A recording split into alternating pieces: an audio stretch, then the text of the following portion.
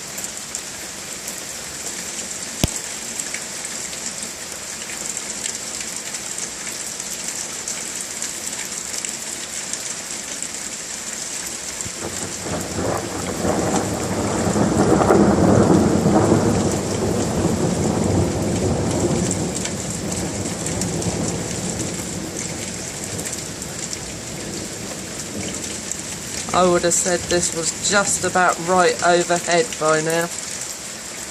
Sounds like it, doesn't it? Well, there's hardly a break between the lightning and the thunder. That was massive.